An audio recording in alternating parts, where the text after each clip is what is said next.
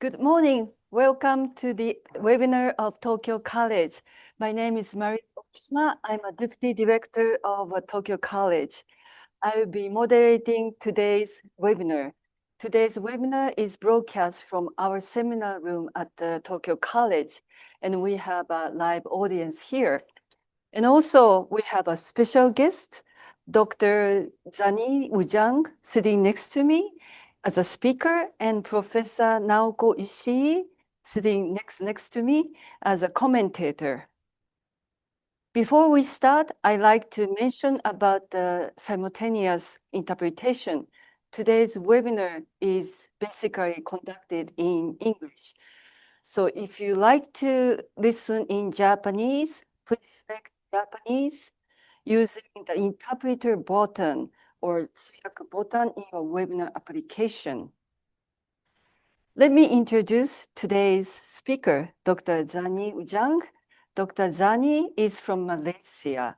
He served as a Secretary General in a total of 6 ministries, including the Ministry of Energy, Green Technology, and Water in the Malaysian government from 2013 to 2025. Now he is the chairman of a Malaysia Qualification Agency. He is a professor at large in many universities in Malaysia, such as University Malaysia, University Technology Malaysia. He was awarded the Order of a Rising Sun Gold Silver Star, Kyokujitsuju Kosho in Japanese, in 2020 for his contribution to strengthen relationship between Japan and Malaysia in the field of energy, environment, water, and education, including the establishment of a Malaysia-Japan International Institute of Technology during his time as a president at University Technology Malaysia from 2008 to 2013.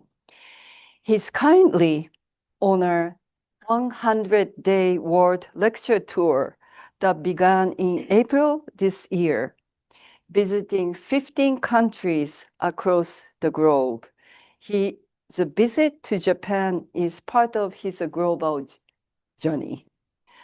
Today, he will give a lecture on topic Ecosophy, multiple perspective, and its role in planetary health. His main area of interest is planetary health, and his talk will explore the topic from various angles, including environmental, social, and cultural perspectives, as well as policy making. This is a particularly important topic for all of us, and I'm very much looking forward to the seminar. And also, we have Professor ISHII, Naoko ISHII, as a commentator. She is a professor and director, Center for Global Commons, Special President and Envoy for Global Commons Institute for Future at the University of Tokyo. Professor ISHII is an economist. Her major research interest is in the area of global commons and also environmental policy and society. She served as a Deputy Vice Minister of Finance, Japan. She also served as an Executive Vice President of the Tokyo University. She published a book entitled The Economy of Policy Coordination, 政策協調の経済学, that was awarded the Century Prize for Social Science and Humanities. So I'd like to move on to the seminar. As usual, Dr. Zaini will give about 40 to 5 minutes for his lecture, and that will be followed by Professor ISHII's comment for about 10 to 15 minutes. For the audience of the webinar, you can write in your questions anytime using the Q&A function on your Zoom application. So without further ado, let me hand the microphone to Dr. Zaini, please. Thank you very much. I hope my voice is clear. First of all, I would like to thank colleagues at Tokyo University for inviting me to be here, or hosting me to be here, to be specific. This is very interesting events in my career. I have completed my assignment with government for 12 years, 25 years in university, and became president of university until 2013, and then Secretary General of 6 ministries, among others in charge of higher education, energy, environment. And I was head of Malaysian delegation to COP 26, 27, and head of a negotiation team as well. So I'm going to share with you my view on planetary health and what will be our positions in relation to commitment towards good planetary health. And let me thank my colleagues first that allow me to be here, especially from Education Malaysia Global Services, that giving me an idea what to do within this journey, and they are supporting me around. I just arrived Tokyo from Boston yesterday. I was in Boston for 10 days. And this is my second last country in the journey. I've been 85 days in the journey. I hope I can use this slide. Okay, 85 days. And this is lecture number 28. I plan to have 40 lectures. So in Japan, it will be about 7 lectures and multiple discussion. And after this, I'm going to Korea. It will complete 40 lectures altogether. If not, I'm going to give lecture in the flight on the way home to Malaysia. It's okay. This is something that I would like to discuss with you. Throughout the journey, I've been talking largely 5 topics: eco-shift and ecosophy. This is my thing. After I completed my terms in university, I'm no longer able to supervise, co-supervise PhD or postdoctoral. So most of my time was spent on research related to implementation of policies. So this is very important for me.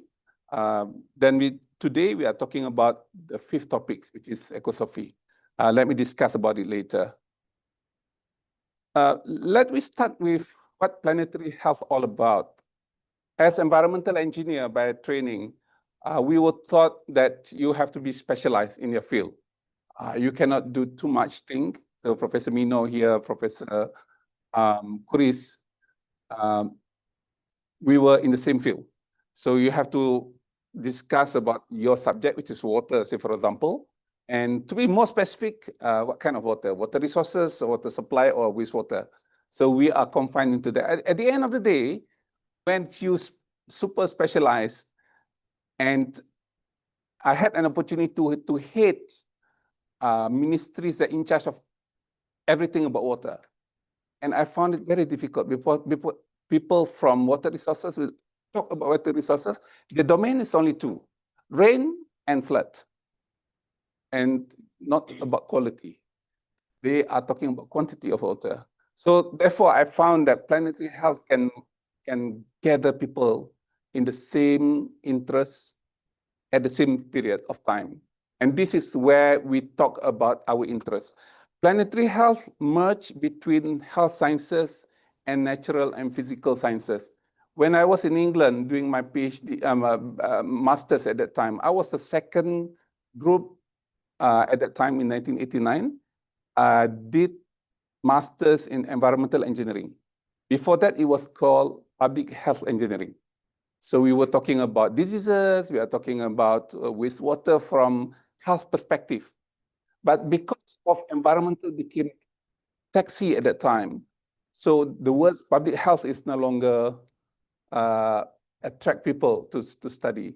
So, but now if you go to the same universities, they are no longer talking about environmental per se. They were talking about School of Allied Sciences. University is divided into three divisions. One is health, non-health, and humanities. Yeah, non-health sciences and humanities. So this is very important because at the end of the day, you want to be healthy. You want to stay longer, healthy aging population, say, for example. So in order to do that, the merge is what we call planetary health. And this is very important. There are 9 components in planetary health. You can see from my slides: climate change, biosphere integrity, land system change, freshwater use, geochemical flows, ocean acidification, atmospheric aerosol loading, stratospheric ozone depletion, and the rest. So at the heart of it, there are a shape like donuts. Yeah, this is what people call donuts economy. You cannot be too big so that it's exceeding the donuts, and you cannot be too small. It is not within the inner parts of the donuts. So this is what people are talking about. And many years ago, the ideologues of this concept is by the name of Professor Johan Rockström from Stockholm Resilience Center at Stockholm University. Started talking about it, and he mentioned about the interest at the moment that exceeding the limit of certainty, which is climate change, biosphere integrity, biochemical flows, and land system change. So biochemical flows is what we are doing in environmental engineering. So for example, we are talking about nutrient removal and nutrient recovery and whatnot. So I think the career of Professor Bino, Professor Kuris, and myself, we spent a lot of time on nutrient removal. But in the context of planetary health, it is called geochemical flows. Yeah? So this is an area that require very focused attention, and it is worse than biosphere integrity if you look into the whole spectrum. So in this journey, I forgot on the, but on the May 27th, I met Johan Rockström. He is now director of Potsdam Institute for Climate Impact Research, or PIK, in Germany. So I spent 3 days in Potsdam, discussing and experiencing what we understand as planetary health. So basically, planetary health consists of at least 5 major items. One is underlying drivers, and the underlying drivers are consumption, demographic shift, and technology. And ecological drivers, we have global pollution, biodiversity loss, climate change, resource scarcity, land use and land cover change. And this is all described in reporting of to Paris Agreement. As an officer in charge, I was responsible to prepare the document for the country, for Malaysia, for example. So instead, out of 4 major documents that we submitted, known as biennial update reports, I was chair for 2 reports. So this is very important to know that it is not easy to collect information. And second, sometimes we lost a bigger perspective if we just focusing on climate change. Yeah, therefore, understanding planetary health gives you a better perspective. And what are the proximate causes? Air quality, food production, infectious disease, exposure, access to fresh water, natural hazards. But what I'm interested to discuss today is the mediating factors. How can we overcome that? Number 1, governance. So we have to have proper law. Wealth. So we have to have enough money to develop wastewater treatment plant proper, capturing greenhouse gases, say for example, philanthropy. There are incentives for people who contribute. Technology, and what is also important is culture and behavior. So the topics that I'm focusing today is mainly on mitigating measures. Yeah. So otherwise we will be in the end tail, which is health effects, malnutrition, infectious disease. And many people said that COVID-19 is an example of failure in order to address planetary health in a global perspective. So let me, okay, before that, there is a book edited by Sam Mayers. I met Sam Mayers in November last year. He came to my office, discussed about the book that I'm going to talk today, about Japanese ecosophy. This is the book. I gave him a copy, then Ecosophy, the books are also given to him. So he was asking me a few issues related to that, but what we mentioned to him that proper understanding on the overall perspective is very important. There are people who are only interested on one aspect of it. Yes, but we also need to understand the whole thing. As a professor, probably you can do that, but when the nation moving forwards, in order to improve, we have to have an integrated perspective. Yeah, so you can see that in 2009, when Stockholm Resilience Institute started this concept, the rate exceeding the green color is something that we have to worry about.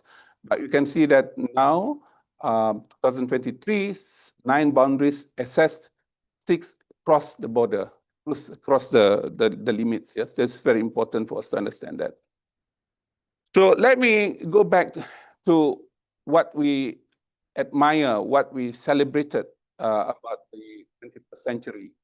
So the greatest engineering achievement, this is done by National Academy of Engineering, asking the members and fellows of the academy, what are 10 greatest engineering achievements? So people talk about water supply, distribution, electronic, radio, agricultural, mechanization, blah, blah, blah. But let's think about the first 3. The first 3 is power grids, yeah, electrification, automobile, and airplanes. But now we are solving and facing problems because 1, 2, 3 in particular are the one that contributed a lot to GHG emission. Yeah, this is our celebration. And this celebration of the achievement contributed to our failure of not able to solve the issues. So this is something that we have to understand. This is very classical. I was in London recently, the same time, almost the same time. Horse caravan was banned in 1917 in New York because of the smell, because of the hygiene aspect. Yeah, but now we have to replace ICE, internal combustion engines, because the problems created not only to the localized issues, but to the global issues, yeah, GHG. So sometimes what we celebrated, we have to be careful about it. It is more than that in terms of impact.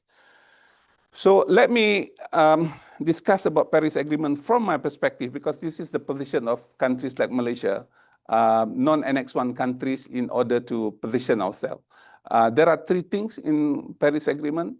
1, to limit global temperature, increase below 2 degrees Celsius, and achieve net zero emission by mid-century. 2nd, enhance resilience and adaptation to climate impact, and then align financial flows in the world with these objectives. So this is what we call normally climate mitigation. This is what we call climate resilience and adaptation. And this is what we call climate financing. So whenever we meet in COP, this is what we are discussing. Who is going to do that and how we can do it, who's going to pay and whatnot. That's the discussion. So Annex 1 countries, including Japan, Malaysia is non-Annex 1 countries. Yeah, and it is very specific. Non-Annex 1 countries must do number 2. They can do number 1 with financial assistance. Without financial assistance, there is no requirement for them to do it, and they must do it on their own terms. So this is what we call nationally determined contribution. Despite we are not supposed to do it by the agreement, we still want to do it. So, and that is what translated in NDC. And then in order to do that, there is what we call market mechanisms, which is very important. In countries like Malaysia, say for example, we have carbon market at the moment, and carbon market is done by Kuala Lumpur Exchange. Kuala Lumpur Exchange is not only exchanging equity, but also exchanging carbon. And this is where public participation is important to push the agenda. Yeah, and this is also the role of non-state action, non-state actors, very, very important. So who are the non-state actors? This is what we are going to discuss. So a relationship between GDP and CO2 emission. The first time I heard about zero discharge was here. At that time, I was invited. What was your supervisor, Professor Matsuo, 1997, and 1997 or 1998, forgot. We had event, workshop, and seminar at at Tokyo University, and I was invited 1998, and at that time we were discussing about zero emission technology at that time. Yeah, zero emission technology. And we were discussing about producing microbial that can contribute to zero emissions at that time. So that was the first time I heard the words. So we learned a lot from them then. But you can see that the trajectory of some countries in the European Union, mostly because of the use of nuclear energy. Countries like Sweden, France, they are very, in France, for example, 80% of the energy are from nuclear energy. Yeah, in Sweden, our colleague, Professor Gustav Olsson, was nuclear engineer before he migrated to water engineer. Yeah, because it has been there about 50 years ago. So countries like Malaysia and Southeast Asia, we are not able to decouple yet. There are 2 ways to do it. One, to wait until the contract of the existing power purchasing agreement expired. It is 21 years, all plants, coal plant in particular, 21 years. After expired, then you can do it. If you do it halfway, you have to pay. So that is translated into the agreements, yeah, very clearly. So who are the non-state actors? Number 1 is international agencies, WWF, and many others. I forgot. IWA, say for example. Academia, people from universities, in particular, leading universities such as the University of Tokyo must play this role. Non-government organizations, corporation, trade chambers, public figures, media, writers, students. These all non-state actors. In COP, for example, whenever you enter the proceedings, non-state actors are not allowed to speak. You just listen. State actors will be speaking first. The first one is the grouping, say for example, European Union, ASEAN, wherever they talk, then individual states, and then if we have time, they will ask some organization, NGOs to speak. That will be at the end of the day, 11:30 at night, say for example, and then you have time. At that time, not many people around the tables that can listen to you. So I feel it, they should be given more incentive because they are going to be there until end of the games. If you ask me, I attended only 5 times. That's it. After I retire, I'm no longer there. They have the institutional memory. They can tell you in 2015, when we first had this meeting after signature of Paris Agreement, we emphasized on this. It's only from these people. Yeah, the rest, ministers, deputy ministers, secretary general, they completed their terms after 2 years or 3 years, they're no longer there. So this is very important. Therefore, I'm spending a lot of my time to empower non-state actors in Malaysia to be more visible and more impactful. I give you an example. Greta Thunberg is one of them. He can speak to the head of states, yeah, because she is a non-state actors figure, and we need more of this type of person. I give you an example. This is in Malaysia. I don't want to go too detail. BUR4, BUR3 was part of my responsibility at that time. You can see that energy, we produce up to 80%. So if we can solve issue on energy, including transportation, that will be good. And we have to remember, this is in the waste sector, we are producing up to 9%. So my team in Malaysia, in particular, are working very hard to notify people in waste sector, wastewater, solid waste, hazardous waste, to be more proactive, because we consider that as not that important. Why I chose this 2016, 2014? Because the reporting for countries like Malaysia is 4 years after. Yeah, so the latest one we had is 2020 for reporting 2024 recently.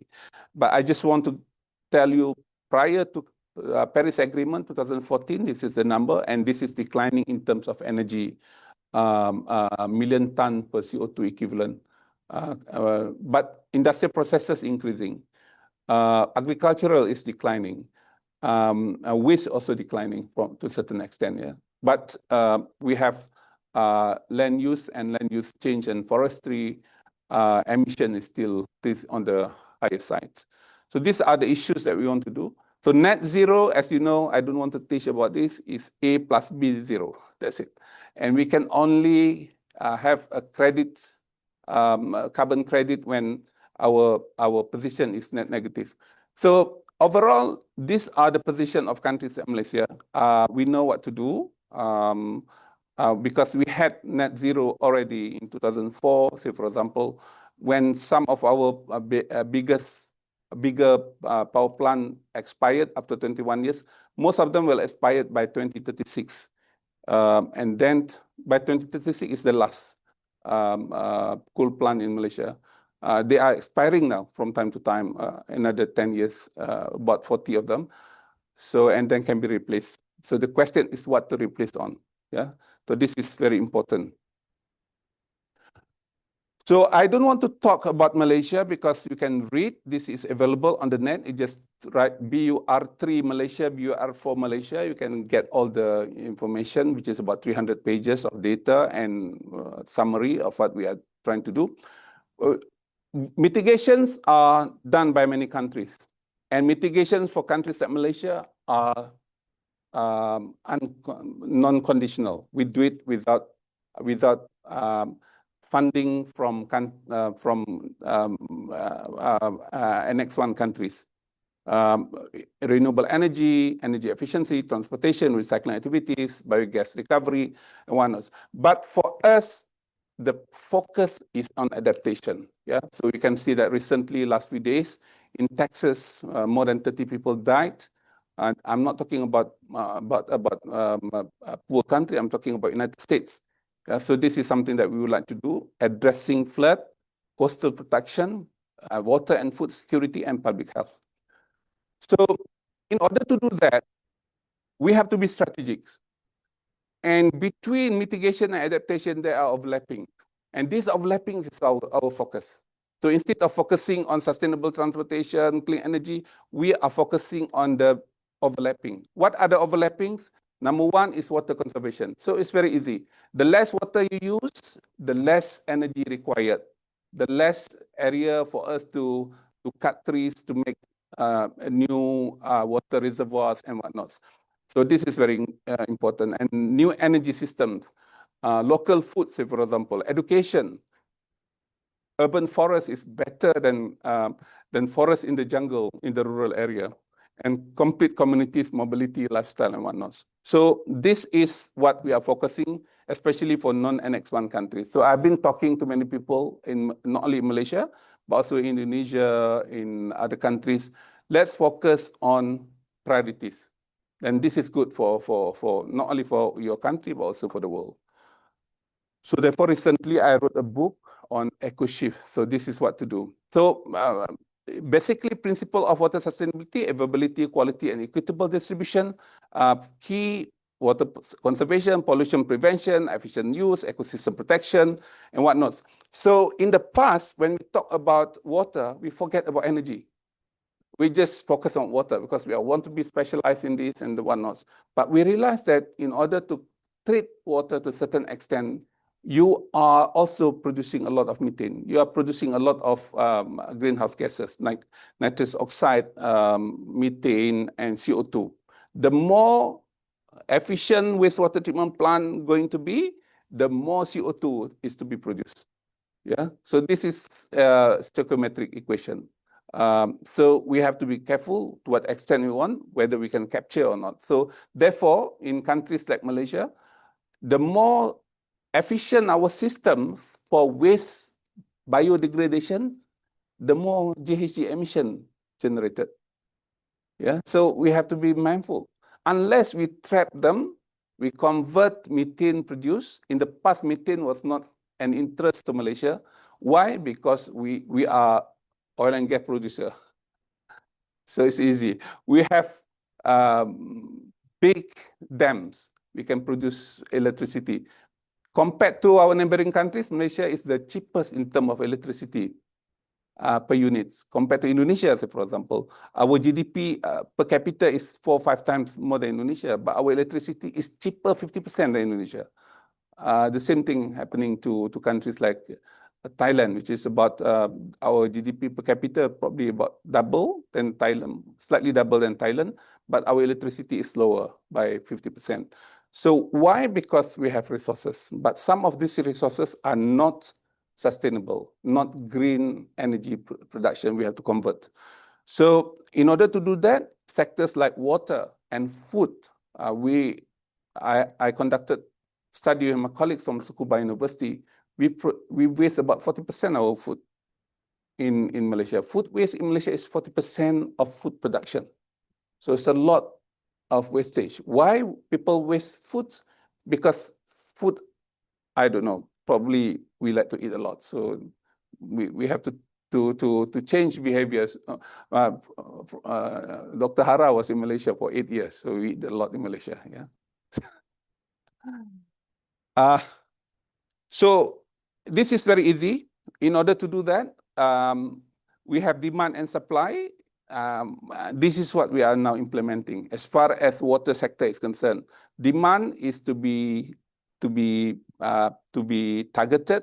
Say, for example, we want to use less water, 180 liter day per capita instead of 244 now day per capita. What is recommended by the WHO is 160. We tried for many years to put in our planning 180 liter day per capita. Never happened. It's already 15 years in plan. 10th Malaysian plan, 11th Malaysian plan, 12th Malaysian plan now. This is 5-year plan. So we think that just mere punishing people by using more water with water tax or pricing doesn't work that much. Yeah, because people have money. They say, okay, what's the difference between paying 10,000 yen and 12,000 yen? Not much different. Yeah. So therefore, we have to think very seriously. Water reclamation. In the past, there is no water reclamation because we have a lot of water. Why you want to reclaim? But we mentioned that we need 20% reclamation. Yeah, and then water efficiency is to be provided as well. You think of sustainability, cost recovery structure. We in countries like Malaysia, we subsidize a lot, especially to wastewater sector. Yeah, the price that I'm paying for my family of 6 people living in my house is only 10 ringgit. 10 ringgit is $2.3 USD dollars per month. So because government subsidize. So we want to change that so by there is less government subsidy, they will change government. So this is very difficult, whether you want to change the tariff structure or you want to be changed with other government. This is something very interesting for us to look into. So, and this is what we are trying to do. Say, for example, supply management strategy. We want to reserve margin of 20%. It means that at any point of time, we have 20% water that we use. If we do that by basing on 244 liter day per capita, we have to build more facilities, more infrastructure, more sewage water treatment plant, more reservoir, more water sewage treatment plant. But if we reduce from 244 to 180, we don't have to do anything. Yeah, the existing structure is more than sufficient to do that. So what strategy we can use on top of pricing? Yeah, government is very scared on pricing. Why? Because people don't like it. And people can change government. I'm not talking about you in Japan. In Malaysia, since 2018 to 2025, we have 4 prime ministers. They change government like that. Yeah, so this is not good for government. So major question, we feel as non-state actors too weak to contribute significantly. State actors have other priorities, politically relevant issues. This is what because I was for 12 years the head of bureaucrats talking to the politician. Next, after me is a politician. So whenever we talk to politicians, they said, that can contribute to my votes? Can the government survive? That's the question. So, and I feel the sensitivity of anything not popular politically, yeah? Non-state actors can be significant through collaboration and partnerships with governments, for example. And it is possible for net zero climate policy by 2050 because in many ways we can do it just by reducing what we are doing at the moment. Yeah, so this is very important. And for information, I have been talking to, I briefed Cabinet of Malaysia twice, speaking to cabinet members together with Prime Minister at that time on climate change. They asked me any question on climate change. Yeah, so it means that it's very technical. And most of them are not scientists. Most of them are not trained as scientists. They are economists, they are political scientists, they are lawyers and whatnot. When we talk about GHG, they will ask, what is the difference between GHG and carbon? What is CO2? Blah, blah. That's fundamental question that we have to teach. And if the position, a person like me at that time were not able to answer on the spot, so we miss the opportunity to influence policy makers at the highest level. So it's very important for people like Professor Mino or Hara to be in that position so that you can influence people very easily, at least. So I had an opportunity to complete a book. The title of the book was Japanese Ecosophy. Therefore, the topics today is about ecosophy. Ecosophy means ecological philosophy. So the book was written in 2019, October. And at that time, while writing the book, I was in Tsukuba University. So this is happening, Hagisbis typhoon. And people were circulating these photos. What is important, there was no plastic bottles in the photos. If this happened in Malaysia, say for example, You can see bottles, you can see muddy things, you know. So people were very interested to know why Japan is so clean. So this is one of the oldest subway station in Tokyo. Professor Shigura, my host at Tsukuba University, noted this place very clearly to me, the location and whatnot. So when I showed this photo to my colleagues, they thought this is swimming pool. So I said, no, this is subway station. Despite Japanese people are so shy to claim that this is clean, and I was in Boston recently. This is the highest population of Nobel Prize winner per capita. They have more than 250 Nobel Prize in that vicinity. And some of them are died, some of them migrated and whatnot. So assuming we have another 50 or 60 Nobel Prize winners, they are living in a population of 500,000.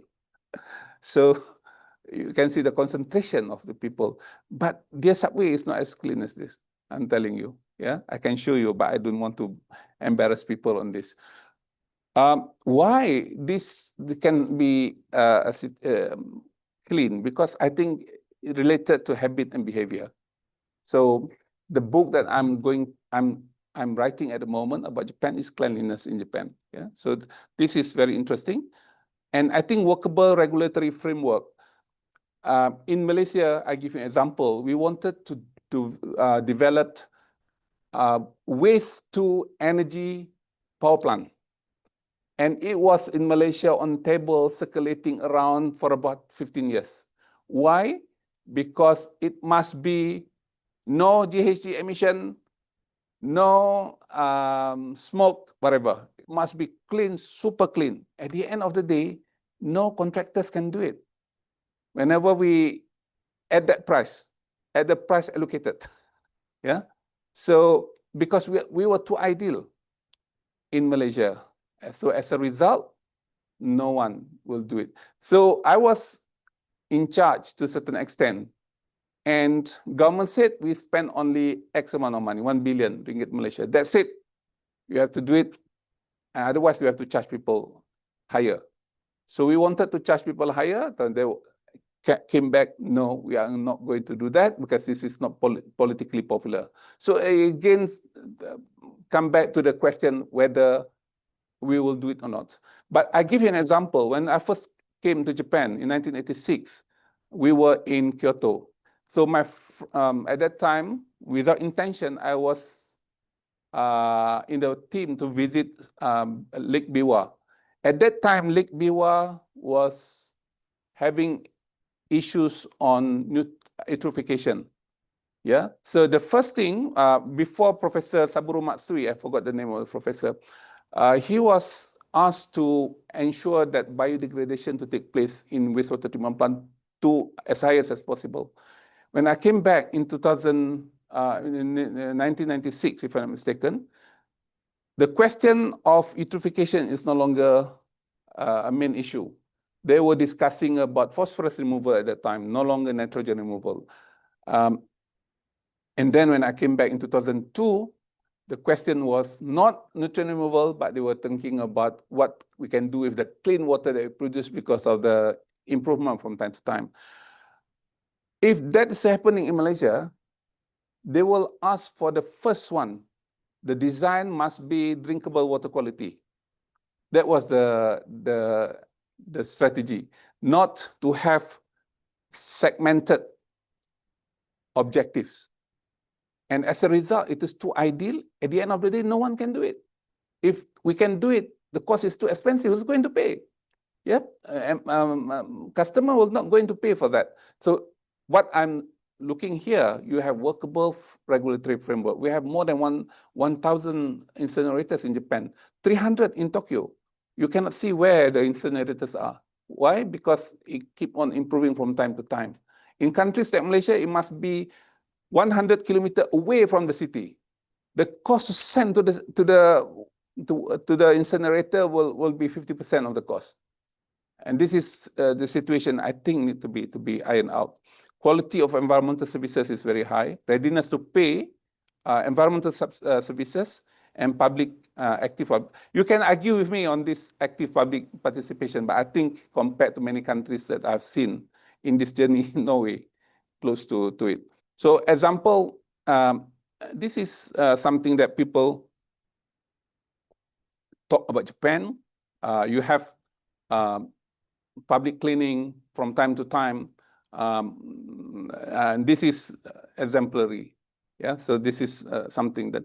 So what I've done with my colleagues, we form a new society called Friends of River Langat. Langat is the river flowing across my neighborhood, across Bangi. Bangi is look like Boston in Malaysia. So we have 30 universities around it. It must be clean. So this is what we have done. I don't have time to discuss, to be specific, but we have done it. We convert very poor area into a park at the moment. It is done by the public. If government would like to do it, it takes another 5 years. And it will cost government probably 100 million. But we do it regularly, weekends, without government spending at all. Yeah. So these are another river. So it's very easy. Remove solid waste, sediment traps, streaming greens, and sabo structures. Sabo is Japanese words for it. In English, it's called creek. Yeah, so that you get better water quality. So this is happening within 1 month, 2 months, we can improve tributaries of rivers. So during my travel, I met a lot of people. One of them in Denmark. This is very important. My trip to Denmark. You see that why in Denmark people are happy because they are doing things that related to what they want in life. Yeah, so it's very important. And what is also important, luxury for them is not traveling around the globe or expensive hotels or house. It's a good night's sleep. So I had very little sleep last night. I had only 2 hours sleep because of the jet lag. A slow morning and whatnot. So this is what they really admire. So let me finish with one important thing, which is the theory of change. From what I gathered in environment, education, organization, and health system, I was Secretary General in charge of health as well at a certain point. So I think the focus of our work, if we think of change, is tangible. Transformation is systemic, and eco-shift is cultural. So shift is the word used by Professor Chan Kim. He wrote a book called Blue Ocean Strategy, and then he wrote book Blue Ocean Shift. Yeah, so I was tutored by him for about 6 years as administrator using Blue Ocean Shift. So targets is betterment if you want to change. But if you have eco shift, he used Blue Ocean Shift because my area is ecological, so I use eco shift. Yeah? This is the words that we discussed with him. So it's more holistic. It's not transformative, but more holistic. Focal point is results, outputs, and for eco shift outcomes. Yeah. If environments, we think of environment as a sector, we are talking about parameters if you want to change. So environmental engineer, normally improving parameters. BOD of 100, you want to make it 5, 10, say for example. But if you transform ecological systems, but if you want to talk about eco-shift is planetary health. So this is a bigger way of doing it. Therefore, I wrote a book on Japanese ecosophy due to my stay. And in my country, because we have Muslim in Malaysia, we write books based on 40 hadiths. So, okay, before I end, these are simple things in life we can do to make it systemic. Yeah, one is cycling, walking, plugging, urban farming. In countries like Malaysia, people don't walk. Therefore, we are among the laziest people to walk in the world. Yeah, we are top 5 in the world.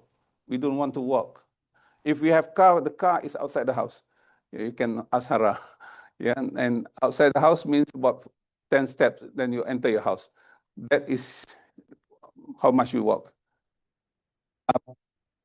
And this is what we learned when I was in Boston, Harvard Business School. In order to have outcomes, we have to have strategy, we have to have structure, and we have to have culture. So structure, say for example, we have organizational structure, we have training program, we have funding system, and strategy, say for example, you want to have a high impact strategy, say for example, blue ocean strategy or head-to-head, like what Trump is doing now. So this is how we want to do things. And then we can get a set of outcome or shift. I'm so sorry, spelling is not right. There are two ways to do it. One is through boldness in reform or quality of education. This is based on a book written by Michael Barber. The title of the book is Deliverology. Deliverology, yeah. So he said that many leaders, they try to have bold reform. So at the end of the day, you get nothing because you are keep on shouting here and there and quarrying, changing government and whatnot. At the end of the day, nothing happened. But if you improve quality of education, you can get some kind of improved outcomes. And this is what successful delivery is all about. So for me, during my tenureship in UTM, you can ask Dr. Hara, we try to improve deliverology. What is to be delivered from time to time? And I don't want to speak about this. Okay, this is my last slide, probably second last slide. As a manager, we planned. We don't have everything, we strategize because we don't have much time, we don't have much money, we don't have much people. And then we implement. So this is good thing about countries like Japan. You implement and improve from time to time. Yeah, so you have the concept of Kaizen. In countries like Malaysia, for example, after you implement, halfway we found it doesn't work. We stop, we do it again. So this is not good because sewage treatment plant in Lake Biwa, as example are given, you don't close down the sewage treatment plant. We improve. You get professors to study how to improve from time to time. At the end of the day, the water is drinkable, yeah, from sewage treatment plant. Now, yeah, I'm talking about 20 years ago. Whereas it is not required to have drinkable water quality. Why we do it? Because this is the concept of improvement from time to time. So we can have a set of outputs. In order to move forward, culturally transform, I'm talking about cultural transformation. I'm not talking about organizational transformation. Organizational transformation is very easy to do. But whether people stick with it, the moment you finish your assignment in that ministry, people will be very happy. No more pressure for me to work hard. Why? Because it's no longer there. So I don't want that to happen to me. Whenever I left an organization, UTM, say for example, as president of university, Ministry of Environment, when I left the ministry, I want people to be obliged to certain objectives we have already prescribed. We do it together. So this is why we need cultural transformation, not only organizational transformation. Organizational transformation, the moment that government is not there, the moment Secretary General is no longer there, they say, okay, we do different thing. Yeah, so that is what we don't want to do. And this is obvious. After second ministries, I realized that this is needed. Yeah, in countries like Malaysia, where we stick with the objectives and we move forward from that objective. So in order to do that, there are two things that we have to change. One, habitual. Second is behavioral. What is the difference? Habitual are subconscious mind without stimulus. You do it subconsciously. Behavioral, you do it consciously. You have in mind, I get punitive, I get incentive if I'm not doing it. That is behavioral. Yeah. So many things can be both, but according to many books, now we have atomic habits, 7 habits of highly effective use. There's a lot of books on habitual at the moment. Why? Habitual is the easiest to change people. You change small things, and then at the end of the day, they become big. And habitual does not require as much money behavior. I give you an example. When I was in ministry, we give incentive to buy hybrid car.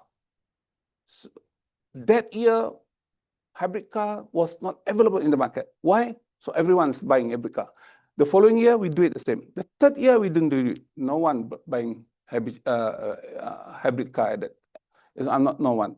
It's very little amount of cars sold at that period of time. Why people don't take it habitually? They take it behaviorally. Yeah, so this is very important. They do it because they know that this is incentive given. So in order to do that, we have public participation. There are 5 steps of public participation. One is informing, consulting, involving, collaborating, empowering. Unless you do these 5, there will be no cultural transformation. But this is what we have done. Say, for example, why people are willing to be with us to clean rivers for free every weekend. Yeah, for 400 weeks now, and about 100 sites. Why we do it? Because we empower them. We say that you are the manager of this river rehabilitation. So they feel proud, and then I want to do it. I want to show that we can do it. And when the river in front of your house is beautiful, your property market is higher.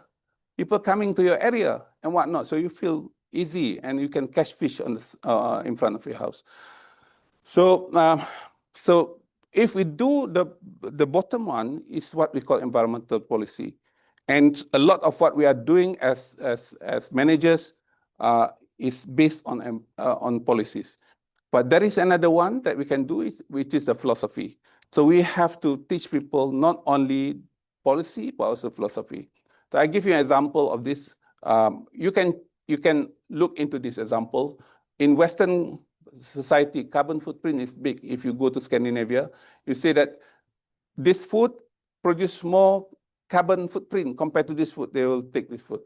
Yeah. So this is how they attract people. In Islamic society, you have to say that this is haram, this is halal, and this is halal, and this is good.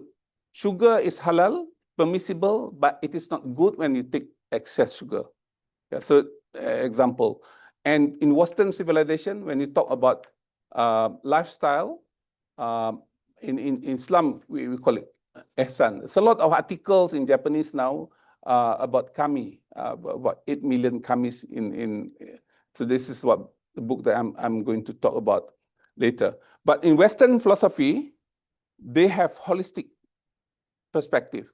And this is what in Japanese, I think when you talk about ikigai, that can move people in Japan. I'm not sure about you, but as what I discussed with my colleagues, Professor Matsui, Saburo Matsui and whatnot, it's very powerful concepts. And in Islam, say for example, if you talk about ibadah, so it can contribute to some kind of improvement. With that, I end my presentation. I have another 2 minutes, but I stop here. Thank you. So I give back to you. Thank you. Thank you very much, Dr. Zaini, for your insightful talk about the planetary health. Your talk covers a lot of various aspects. Let me move on to the next session in the comment. In the next session, Professor ISHII will comment, reflecting on Dr. Zaini's talk. So, Professor ISHII, please. Thank you so much for the invitation to me to be here. I found the lecture of the Professor Zaini was very comprehensive, and there is a lot in common between what I have been thinking and doing. So maybe I start with what is in common. And then at the CGC, the Center for Global Commons, we subscribe to this planetary boundary concept, which was initially developed by Johan Rockström and his colleague at the Earth System Scientist, and it has been improved for the last 15 years or so, and it became a kind of global common intellectual goods that many of the government, the business sector, and the citizens are now using it. Unfortunately, I found it's very well known in Western world, but not really known to the Asian part of Asia. So, but then I think that it's very convenient framework to understand that where we are, the human being or our economic system against the planetary system. To me, I named my Center for Global Commons. This is actually the global commons. It's a stable and resilient planet system, which is the foundation of all of our civilization. And I'm very happy to hear that Professor Zaini's presentation is very much based on that. And this is a new development, extended version with these planetary boundaries, because Johan and his colleague are now thinking the Earth is getting, health of the Earth is getting so worse every year. So rather than 5 years of IPCC, we need an annual health check, like Ningendok in Japanese, so that they now present this planetary health check that every year. And then at the time of UN General Assembly, and it shows it's basically the same as planetary boundary concept, but it also shows the direction. And every year, this direction is going worse and worse and worse. So it's very convenient, the instrument to tell the people not only where we are, but which direction we are going to. So the first point of the discussion is that yes, very much I share with your instrument, and it's now being very widely used in globe. But based on that kind of planetary boundary assessment, the framework, at the CGC, we create this the framework of how to trigger the systemic change, fundamental comprehensive system change, because as Professor also mentioned, what we need is to find a way to transform our economic system so that we can actually stay within this a green zone, planetary boundary zone. But why we have exceeded already 6 out of 9 boundaries? Because it's our economic system, which does not count for the full value of natural capital, human capital, societal capital. So to me, the fundamental way of transforming our society is to think about how we can do this system change. And then you mentioned some of them, like food, energy, but then for us to stay within the planetary boundaries, green zone, we have to identify several key economic system, the food system, energy system, city system, and circularity, how we can change a very linear consumption production system to much more circular system. So it's basically the same framework. But as Professor also mentioned, we also identified several action levers. You also mentioned the vision and the institution. So the vision we share is very important. That is kind of red line here. Then the green line is economic system. How we can change that economic system or level of the economic system. One good example, which is also mentioned by Professor, is pricing. If we could price more of the either emission or actually the water, it will definitely have an impact of this and the transformation. So how we could reset our economics into so that we can come back to this green zone. And then another 2 important action lever, which is also mentioned that attached by the professor, is actually society. How can the society come up with a consensus to do the change? So this blue lever is very important because we learn so much at the very high cost. Unless we really listen to the society, the sustainability has not been maintained. So this blue lever is very important. Then another important lever is the technology, which is also mentioned. So this is basically the framing, what kind of system needs to be transformed and what kind of action levers are available to us. So this is more like how to transform our system, comprehensive system within these planetary boundaries. One thing, maybe I also want to use the Paris Agreement, is that 2015, when the Paris climate agreement was reached, what kind of forces behind that agreement? You mentioned a lot of state. State is maybe too much of the state for the Paris Agreement, but then why Paris Agreement was possible? Because it's a forces of the non-state actors. It's a private sector that the citizens came together to push the government that we need a joint agreement for the future so that business can sustain their profit, citizens can continue to live the livable lives, so that this power of non-state actors is absolutely significant. So I don't necessarily think that here is a state and non-state. It's more like they are now working in a very organic way that to create that transformational change.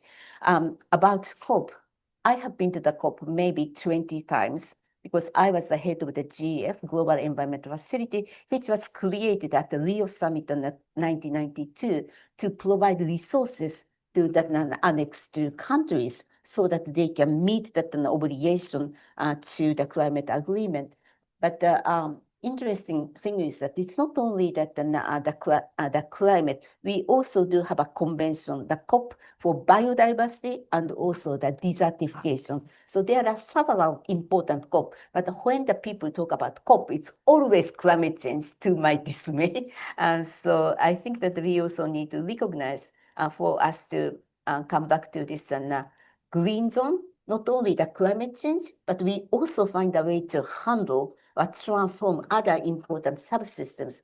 Look at this one, which is also part of your presentation, Dr. Professor Zaini. The climate change is already red, but much deeper red is biodiversity and also biogeochemical flows and that the land use. And very recently, 2 years ago, the scientists also found we transgressed the water, which is your area. Used to be the water is in green area, but now that they even divide green water and blue water, and green water is a newness because blue water is more like a river and lake and something we see. But the green water is actually that an atmosphere, there is a flow of water coming up from the soil and then going to the atmosphere, coming back to the water, the sea. So this green water is global commons. That has a significant impact to regulate the planetary system. So finally, the scientists identify water is already outside the green, and it's not only blue water, but the green water as a global common good become exceedingly important to keep the planet system as resilient and safe. So I think what I'm saying is that I very much agree with the professor. We need a very comprehensive way of seeing it, because if we only see the climate change, that then it ends up, oh, we just how to reduce the carbon, and then it's mostly energy transition. But it's not only energy transition. In fact, even from GHG point of view, energy transition can do only 2/3 of the carbon. Other important GHG coming from other parts, particularly food system you mentioned. But if you do the food, it not only do this biodiversity, but it touches upon the land, it touches upon the biogeochemical flows. So you need to see the system in a very comprehensive way. And I agree with the professor very well that this planetary boundary provides us a very comprehensive tool to think about it. But when I adopted this global planetary boundary, when I was at the GF 2012, there's a huge revolt from scientists in my GF because they just want to stick to their own boundaries. They want to, my biodiversity shouldn't be calculated this way. My water will not really fit this way. So it's a huge revolt and uncomfortable voices from the staff of the GF. It took me quite some time to convince them, but we need a comprehensive framework which can talk to the general public, because otherwise those things just remain as a scientist, and we will not be able to change the mindset of the policymakers or citizens or the business. So that I continue to use this framework from time of the GF, but now when I joined the U Tokyo, we continue to use it as a framework to talk to the people, to change their behavior. But one thing which I may slightly differ with the professor is that then, you put a lot of an emphasis of the philosophy or that habitat and behavior, but then being a also Minister of Finance official to try to convince the general public to pay the consumption tax, I don't necessarily believe that the people are moving with moral or willingness or the goodwill. We need a goodwill or the people's thinking to translate that into some of those policy measures, either it's a pricing or regulation with a norm or vision, because otherwise the people will not really move. If we go to the supermarket, I now live in Nagano Prefecture, so it's much poorer in Tokyo. And if you go to supermarket, people don't really buy expensive sustainable food. They go to the cheaper food. So that and even from academic point of view, our center did a willingness to pay survey. And in fact, ethical consumption is so limited. There is only small part of the people who can really afford sustainable food. Majority of the people go to just the price. So it's going to be very challenging to just rely on behavioral change or habitat. I really want to see how those goodwill to be translated into the some of the policy measures, either pricing or regulation or the information or the vision, something I think that we need to push this system transformation in a scalable way. Because if you go back to this planetary boundaries, we have only maybe 10 years left to change our way of doing business. So that if we just do this incremental Kaizen thing, and just based on the goodwill, we will definitely not meet that deadline. So I am really pushing ourselves to how we can translate those goodwill into the policy measures, very decisive policy measures. And even with that, we may not really able to come back to the green zone. And that's why it becomes also very important, not only pay attention to the mitigation, but adaptation. This November, the Brazil will host the COP30. And the good thing is that they put much more focus on the adaptation and the resilience, but not only just adapt or compensate. It's more like they try to see the adaptation and resilience as their new growth strategy. You also mentioned there is an overlap of mitigation and adaptation. And then according to their presidency, the Brazil this time, that then if we clearly see the economic system and what kind of capital are we using, so it's a natural capital for like forest, and human capital, society capital, like indigenous community, if we could use them as a capital, that then how we not only stop the erosion of those capital, but also use it for the creation of the new value. So changing the mindset from cost or compensation towards new growth strategy, that's the hint of this adaptation and resilience strategy. And I think that I myself and also my partners academic partners, or that this non-state the partners really put a lot of effort to come up with this new growth model, not only the mitigation side, but also the adaptation side. And we want to make very good use of the Brazilian COP, that here we need a new growth strategy for 21st century. It's also going back to the traditional financing part. I think we should honestly get out of this Annex 1 and Annex 2. These are very much negotiation instrument, but we were very much together in this globe, and our global value chain is so much globally spread. So if we could get out of this negotiation mentality and think about what kind of globe we need in the future, I think we should really pay attention to what kind of financial system we need. And then a lot of effort needs to also to put on the domestic resource mobilization, because it's so important for each of the country to take care of their business and the citizens, but also international financial architecture needs a huge reform, because it's very clear it's not really fit for purpose. Look at this and a very high cost of capital that it creates a vicious circle among these global south or EMD, the emerging market and the developing economies. Unless we find a way to cut this vicious circle, we continue to go into this very miserable state. So there is a lot of reform is needed for us to stay within this planetary boundaries. But I think that it's a good opportunity for COP and then else to do it. Let me maybe stop here. There are a few other things I want to mention, but then I want to keep the time for the discussion. Yeah. Thank you Thank very you. much for the presentation of the ISHII, Professor ISHII. Dr. Zaini, you want to respond to the... It's okay. It's okay. We have questions. Oh. Ask. Yeah. So why not we go to the question? Okay. We have many questions, and Most of them are in Japanese. I cannot understand. Yeah, most of them are Japanese, but I'd like to start with this question. Since you are on a global tour and you're visiting many countries, and one of the question is, do you think if the awareness and interest toward the global environment issue is increasing, or they are changing? Yeah,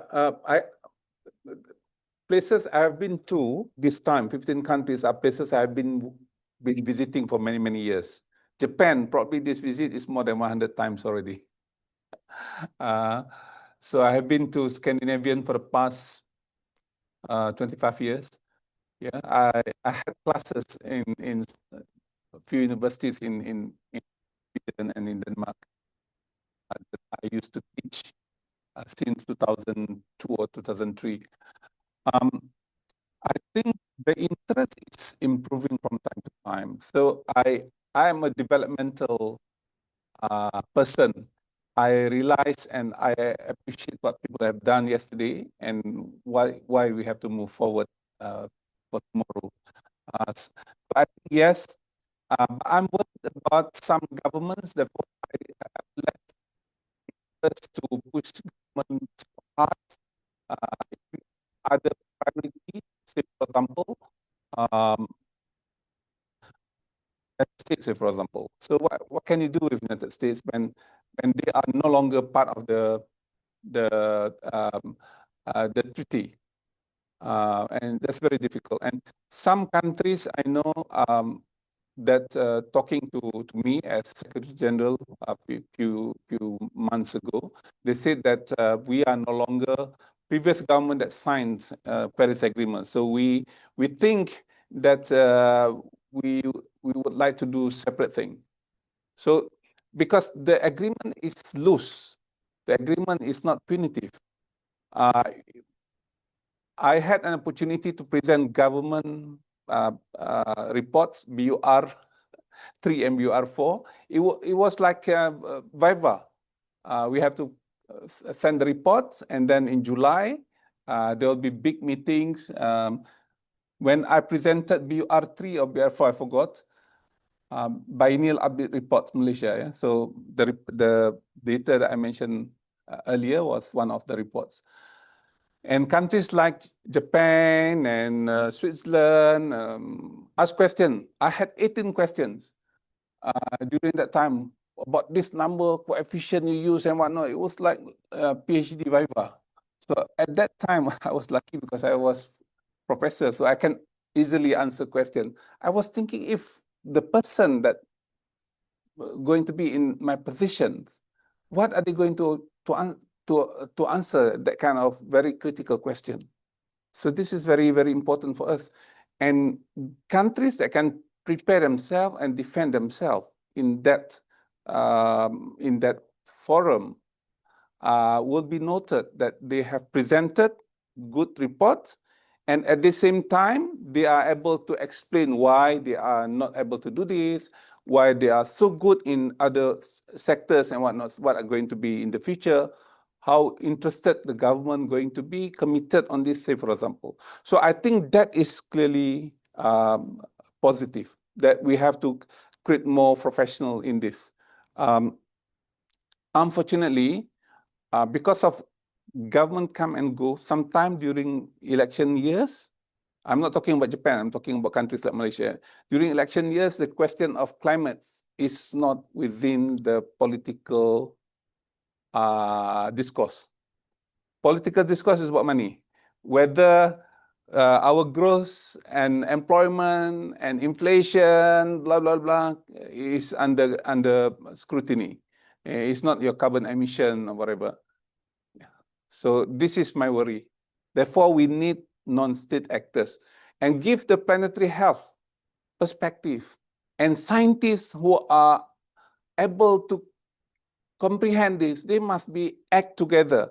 They must understand the whole perspective, not only parameters. They have to think about planetary health overall, yeah, as I mentioned earlier.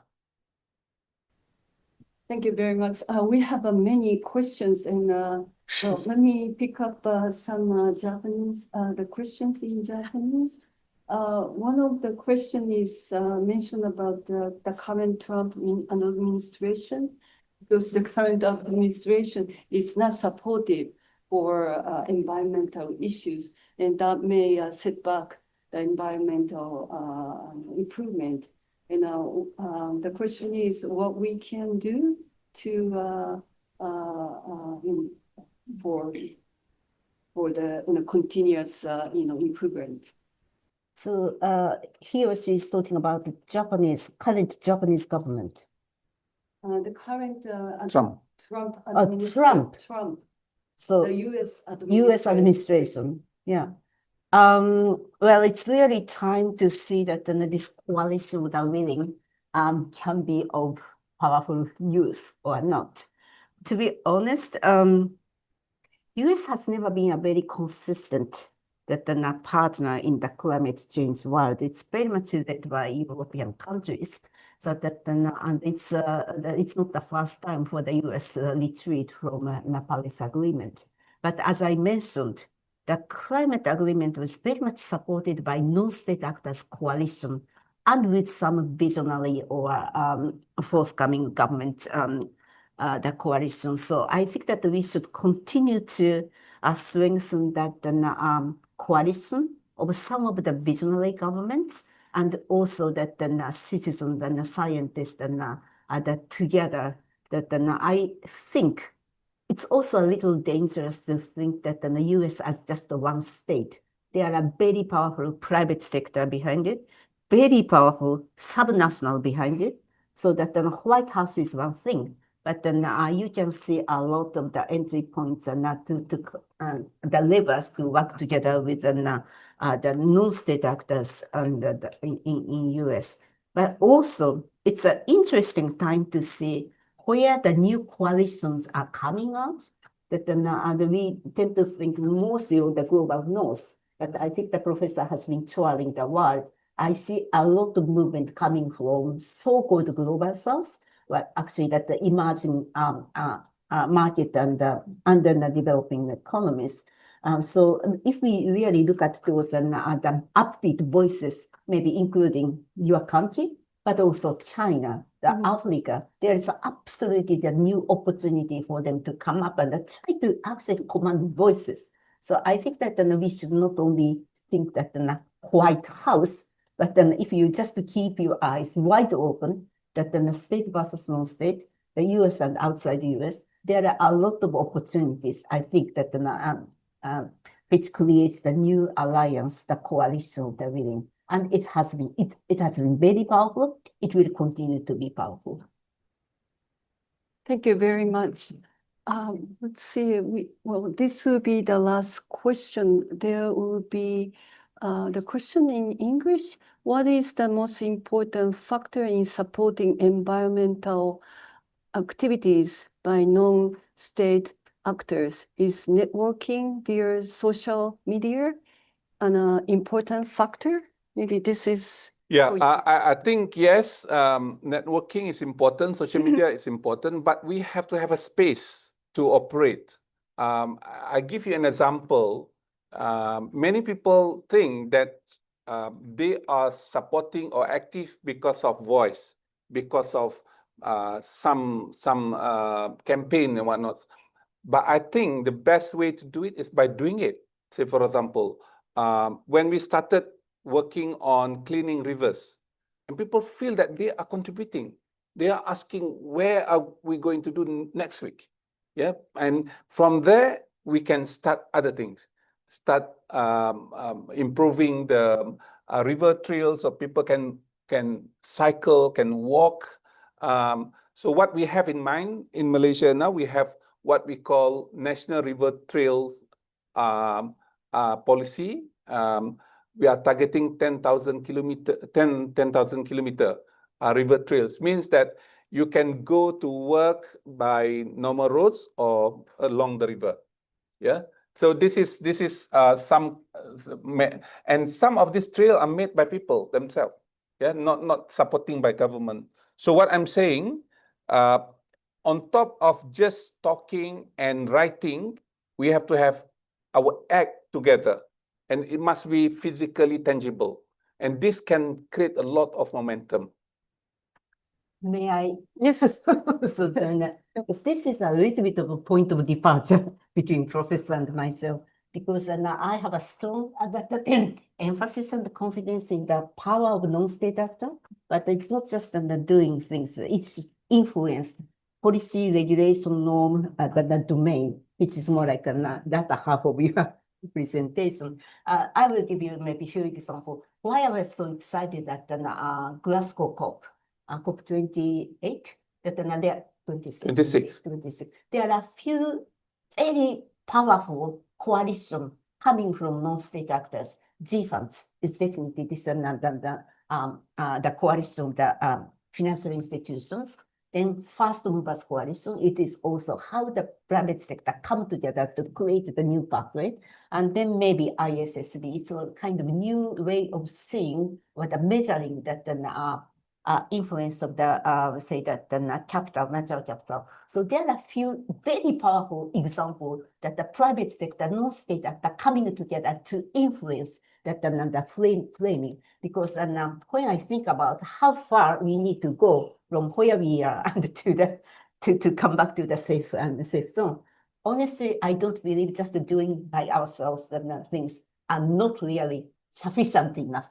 And while I agree that we need to be empowered, but if you are empowered, we have to use it to how to change the policies, how to change the government, or how to change this norm. And then the power of the state, non-state actors could be a very strong driver. And that's what I think we need, particularly if you see the White House, what's going on. We need a new coalition from all over the world to push it. Okay. So I add to that. Okay, When 1 minute. sure. In Malay, we call, if you want to understand things, you have to do it. And you do small thing. Small thing will trigger not only understanding, but also can move you forward, and you will be committed on a bigger picture. So before you do big things, you do small thing, which is within the circle of influence. So this is what we are trying to do. If you are able to make sure that the river in front of you can be cleaned by your act, and of course, we have to have pressure to government to do other things. Yeah. So this is what we call habitual movement. So that at the end of the day, they will demand not only clean river, they demand clean cities, they demand clean ecosystem and the rest, because they have done it themselves. Thank you. The discussion is getting very exciting, but unfortunately, I have to wrap up today's webinar, and we still have a lot of questions, but I'm very sorry that we cannot respond to all of the questions. So that concludes today's webinar. Thank you very much, Dr. Zaini and Professor ISHII, for your very comprehensive and broad talk. And for those who are listening, thank you for your participation. So thank you again for your support and your participation.